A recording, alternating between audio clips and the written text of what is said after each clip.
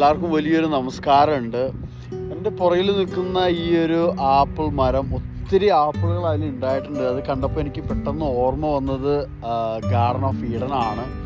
അതായത് ആദ്യ മനുഷ്യനായ ആദം അദ്ദേഹത്തിൻ്റെ സഹധർമ്മിണി കൊടുത്ത ആ പഴം കഴിച്ച് എന്താ പറയുക, തോട്ടത്തിൽ നിന്നും പുറത്താക്കപ്പെട്ട ആ ഒരു സ്റ്റോറി നമുക്കെല്ലാം അറിയാം. പക്ഷെ എനിക്ക് ഈ ഒരു ആപ്പിൾ മരം കണ്ടപ്പോൾ വേറൊരു കഥയാണ് എനിക്ക് ഓർമ്മ വന്നത്.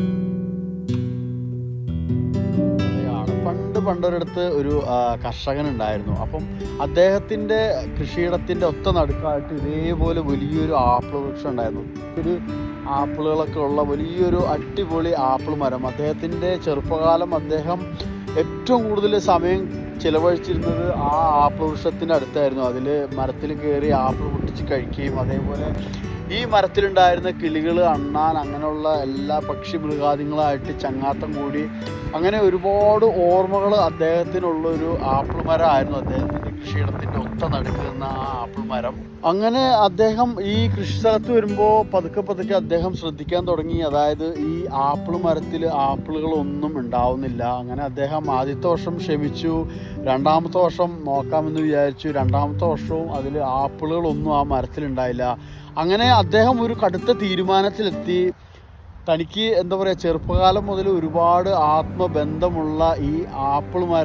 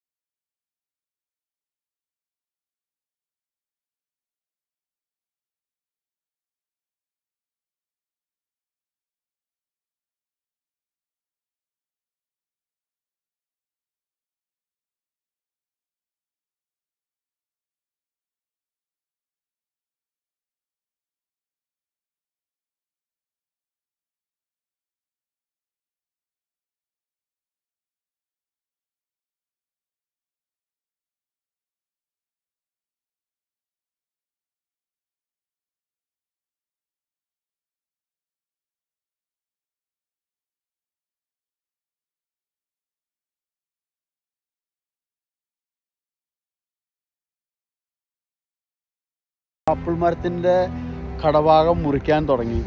അങ്ങനെ അദ്ദേഹം ഈ ആപ്പിൾ വൃക്ഷം മുറിച്ചുകൊണ്ടിരിക്കുന്ന സമയത്ത് പെട്ടെന്ന് എന്തോ ഒന്ന് തിളങ്ങുന്നതായിട്ട് അദ്ദേഹം കണ്ടു. അദ്ദേഹം സൂക്ഷിച്ച് നോക്കിയപ്പം അതൊരു വലിയൊരു തേനീച്ചക്കൂടായിരുന്നു.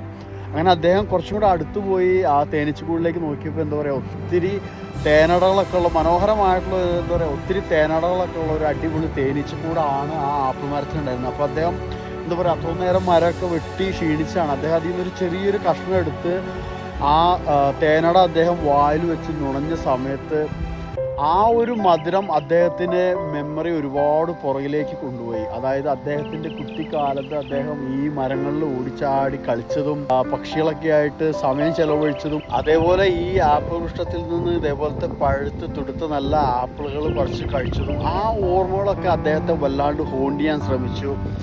അങ്ങനെ എന്താ പറയുക, ഒരു നിസ്സാര സെക്കൻഡുകൾക്കുള്ളിൽ അദ്ദേഹത്തിൻ്റെ മനസ്സ് ഒരുപാട് പുറകിലേക്ക് സഞ്ചരിക്കുകയും ആ അദ്ദേഹത്തിൻ്റെ കുട്ടിക്കാലം അദ്ദേഹത്തിന് ഓർമ്മ വരികയും ചെയ്തു. അപ്പോൾ തന്നെ അദ്ദേഹം ഒരു തീരുമാനമെടുത്തു, ഈ മരം ഞാൻ ജീവിതത്തിൽ മുറിക്കില്ല എന്ന് പറഞ്ഞുകൊണ്ട് അദ്ദേഹം ആ ഉപയോഗിച്ചിരുന്ന മഴു അന്തരീക്ഷത്തിൽ അദ്ദേഹം വലിച്ച് ഒറ്റ എയറായിരുന്നു. അത് കണ്ടതും ഈ ആപ്പിൾ മരത്തിലുണ്ടായിരുന്ന അണ്ണാനും അതുപോലെ മറ്റു പക്ഷികളൊക്കെ എന്താ പറയുക, ഇദ്ദേഹത്തിൻ്റെ അടുത്ത് വന്ന് ഒരുപാട് നന്ദി അറിയിക്കുകയും എന്താ പറയുക, വളരെ സന്തോഷകരമായിട്ടുള്ള ഒരു നിമിഷമായിരുന്നു പിന്നീട് അവിടുന്ന് അരങ്ങേറിയത്. അങ്ങനെ ആ ഒരൊറ്റ ഇൻസിഡൻറ്റിൽ അദ്ദേഹം വലിയൊരു യാഥാർത്ഥ്യം മനസ്സിലാക്കി. അതായത് ഈ പ്രപഞ്ചത്തിലെ ഓരോ വസ്തുക്കൾക്കും അതിൻ്റേതായ ഒരു തുല്യ പ്രാധാന്യമുണ്ട്. ചിലപ്പോൾ നമ്മൾ ഒന്നിനും കൊള്ളില്ല എന്ന് വിചാരിക്കുന്ന ഒരു വസ്തു മറു സൈഡിൽ ഒരുപാട് പേർക്ക് ഉപകാരപ്പെടുന്ന ഒരു വസ്തു ആവാം. അപ്പോൾ ആ പ്രകൃതി ഭംഗി അതേപോലെ തന്നെ സംരക്ഷിക്കാൻ നമ്മളെ കഴിയുന്ന വിധം നമ്മൾ ശ്രമിക്കുക. ഒരു കാരണവശാലും എന്താ പറയുക, ഒരു തരത്തിലും നമ്മൾ